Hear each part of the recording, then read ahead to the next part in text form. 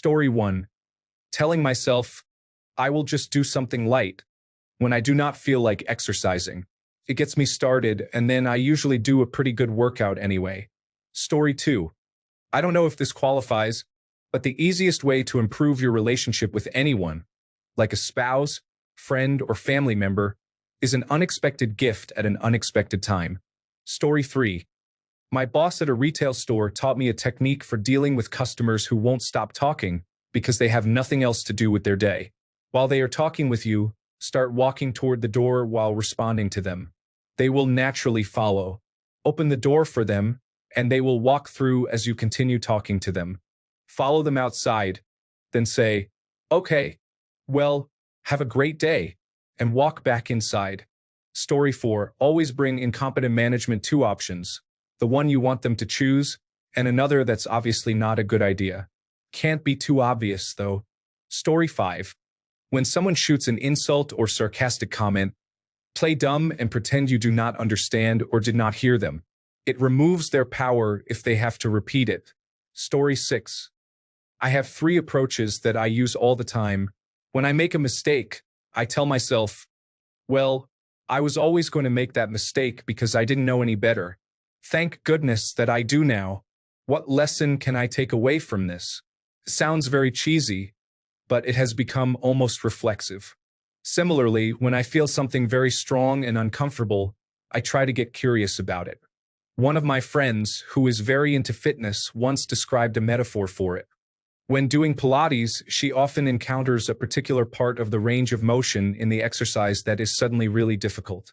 That's a weak point being discovered in the moment, a place that can use some work. Emotions are like that too. When something suddenly hurts, there's something to look at, explore, and work on. This lessens the impact for me, and it takes me out of the overwhelmed state where I just want to blame. Lastly, I remember that my emotions and my immediate thoughts are not under my control. That sounds like it could be self-indulgent or dangerous, but the second part is that my actions are. There is no need to feel guilty about a thought that crosses my mind. It's what I do with it that dictates what kind of person I am. Reading the thread, I see that this is mostly about influencing other people. Oh well, I have never had much luck with that. Story 7. When doing one-on-one meetings with people, especially when you want to get to the bottom of something, say nothing. Ask an initial question and let them talk. Say nothing in reply, or just say something small that doesn't change the direction of the conversation. Most people become uncomfortable and will fill the silence by talking more. You gain a lot more from this than you would in some instances by asking probing questions. It doesn't work on extreme introverts, though. They don't mind the silence. Story 8. If you are stuck talking to someone on the phone, walk to your own front door and ring the doorbell or knock on it. Then you just say, "Hey, someone's at the door. I've got to go." Say bye and hang up. Works every time. Story 9. Stop talking. If you are negotiating with someone, even over something small, and it is not going the way you want, just look at them and listen. They will get to a point where they have laid out their position and know that you are unhappy with it. Let them be uncomfortable with the silence and keep talking themselves into a worse position. Works very well with salespeople delivering less than optimal offers. Story 10. Get someone to say yes to something small, and it significantly increases the odds they will say yes to something bigger. Get someone to fulfill small favors for you, and you will increase chances significantly that they will think favorably about you. Story 11.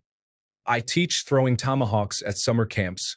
Anytime I see someone throwing left-handed, I always have a tomahawk to the side. If they miss or don't get it to stick, I always make a little show of, "Oh, you're using the right-handed tomahawks while being left-handed. Here, try this one." And they always throw better after that. Then the adults always come over after, asking me what the difference is. Story 12. When walking in crowded areas and an oncoming wall of people is consuming the entire sidewalk, just stop. Completely stop. They will move around you, clearing the path. Feels like Moses parting the sea. Story 13. When dealing with irrational people or customers who are intent on creating a scene, but are not physically threatening, treat them as if they are mentally challenged and spiraling. Do not take it personally because it's not about you, even if they try to personalize it. Try to figure out their actual issue and attempt to help solve it within reason, or set their expectations if their request or demand is beyond reasonableness. Do not return fire by matching their tone and aggression. Keep calm and focused on the actual issues, not any outlandish behaviors. Above all else, remain friendly and as helpful as possible regarding any legitimate issues. In my long customer service experience, this approach works about 95% of the time. Your calm equanimity and helpfulness in the face of their tirade will disrupt the feedback loop they want to create to stoke the confrontation, defuse their temporary insanity, and leave them quiet or at least ineffective when they realize you're not going to play their game. For the 5% who are unmanageable, you just have to ignore their complaints, address any issues you can, thank them, and send them on their way. If they continue to engage, you'll need to bring in reinforcements, managers, coworkers, security if needed, and do your best. Story 14. If you want to make someone uncomfortable because they are a jerk, talk to them and do not look them in the eye. Look at their forehead. It slowly undermines their self-confidence, and they are so busy trying to figure out what you are doing that they forget to be an ass to you. Story 15. Be an active listener, and people will tell you more than they want to without realizing it. Encouraging words and gestures at appropriate times are optimal. If you are also non-committal with your statements, you are halfway to being a decent lawyer. Story 16. When you can't choose between two things, flip a coin 50/50ths, but don't look at the result.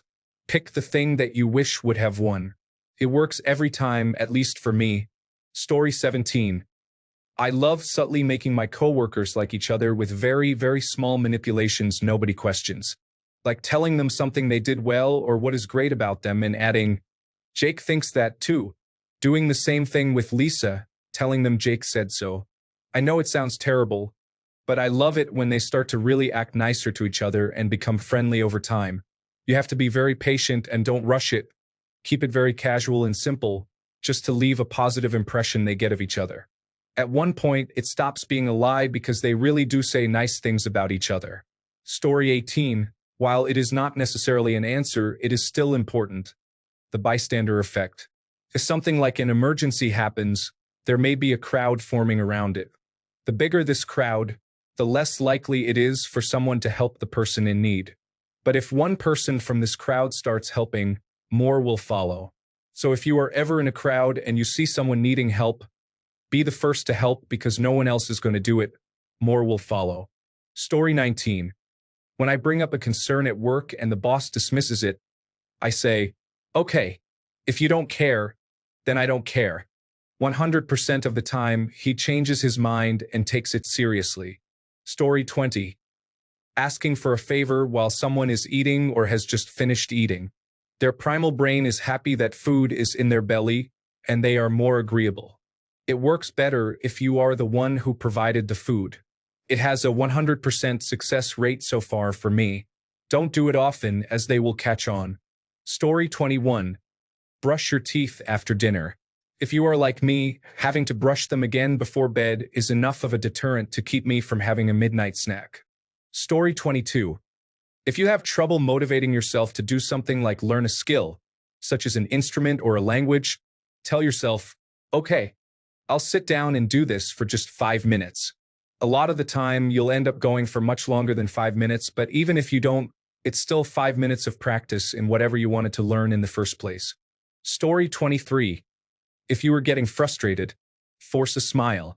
I think it's motor neurons that control this, but I could be wrong. Anyways, your brain recognizes some actions as connected to your mental state. Tense muscles mean anxiety, smiling means happy, and will operate backwards. You can relax your muscles to gain calm, and you can smile your way to relief from the anger response. Story 24. Letting people who are wrong think they are right and then minding my own business saves me mad energy and peace of mind. They can never know my Jedi ways. Story 25. When someone is emotional and telling you why, respond by briefly matching their level of emotion. Then, step it back with progressively softer statements ending in a question and a possible solution. It's showing them that you are hearing them and care, while subtly de-escalating the situation. Story 26. If you find yourself in a stressful situation and need to clear your mind, Try to recite the alphabet backwards in your head. From experience, it helps shift your focus and calm you down. I've done it so many times that I can recite it backwards as quickly as I can forwards, which has the added benefit of impressing my kids immensely. Story 27. Stay silent when someone is lying or guilty. They get so uncomfortable in the silence that they start backpedaling. Silence in general is so powerful. People are naturally uncomfortable with it. Story 28. Good for dates or strangers when you do not know what to talk about is to ask them questions about themselves. Listen to their answer and ask them a follow-up. Everyone likes to talk about themselves, or it is at least easy to do so. Story 29. I don't know what they call this, but it is a thing that Viktor Frankl used to survive psychologically in the Nazi death camp. This is a mental practice where you use your imagination to create a world that you want to live in. This gives hope and drive to life. I think it is called logotherapy. This saved me countless times. Story 30. I once read a suggestion about customer service that I love. Basically, if someone calls you upset about something and you downplay it, they are not going to feel heard and will escalate their upset. But if you overplay it, oh no, your cable was out for 2 hours? How frustrating. I am so sorry you went through that. They are more likely to feel heard and respond reasonably, possibly even coming down from their initial anger to, well, it wasn't really that big a deal. People really just want to feel like you are appreciating the difficulty they had. Story 31. I often talk with people who are upset about something, so I use the following 4 strategies. 1. Start off with the phrase, "So what's going on?" It's casual, chatty, and lets them set the agenda. Tell them, "So you're upset about." They will either confirm this and feel heard or tell you no and follow it up by what they are upset about. Repeat the last couple of words of their sentences. Keeps them talking, and they feel like you understand what they're saying even if you don't. If you ever need to get information out of someone, tell them you already know the secret and just make something up. The urge to correct you will be too great, and they'll spill the beans. Story 32. I keep candy in my office and used to have it in my room when I worked in student affairs. Once people know you have it, they will come to you. Then you can engage with them and build rapport without having to pursue them. They will tell you a lot of things when they get used to the candy and chat ritual. I also keep a magic 8-ball, which is a wonderful conversation starter. Story 33. The read technique. A few months ago, for example, I got my neighbors to admit to putting water in my gas tank by telling them I had security camera footage of them doing it, and that I wouldn't call the police if they admitted to it. I don't even have cameras, and I still reported them to the police anyway. Story 34. If you want someone to like you, ask them for a small, inconsequential favor.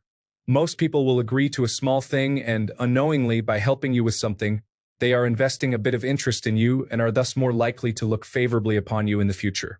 Can be something as easy as asking them directly to pass the salt. If you are in a highly engaged social situation and would like to leave soon, yawn. The fastest way to find the right answer to a question is to state an incorrect answer. You can poke the back of someone's neck with 2 pens at the same time, and it will feel like a single pen poking them because there is only one nerve that carries sensations from this area. If you are in school and have to do a presentation but think that yours is underwhelming, volunteer to go first. No comparison will always net you a better grade, even if no extra credit is offered for going first. This is a social phenomenon, but have you ever been to a fair where they have one of those really big jars of gumballs or something and you need to guess the amount? Turns out, individuals fare unpredictably at this task, but you are unlikely to find a guess that's too close. However, if you add up all of the guessed amounts and divide by the number of guesses, you will find that you get a number that is very close to the actual amount. The more participants, the closer the average is to correct. Group thinking is powerful.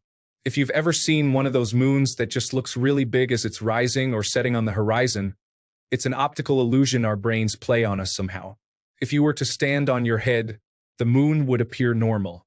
In best of 3 rock, paper, scissors, the best strategy is to play the same thing all 3 times. Story 35. My boyfriend used this on me for an embarrassingly long time before I caught on. Instead of asking me what I wanted to do today or where I wanted to go for supper, because my answer many times has been, "Oh, I'm up for anything, wherever you want to go," he would instead say, Guess where we are going today. I would name a place, and if he liked the idea, he would say, I got it. If not, he would say, guess again, until it was a place we both wanted to go. It was a great little workaround for two chronic people pleasers. Story 36. Use primacy and recency to your advantage. Primacy is the first impression people have of you. Recency is the most recent impression people have of you. These are most impactful as people construct their current opinion of you. For example, if you excel at your job for the first month, primacy, and are really on top of it right before performance evaluations, recency, your boss will not pay much attention to the middle period even if you perform at an average level. They will focus on their first and most recent perceptions.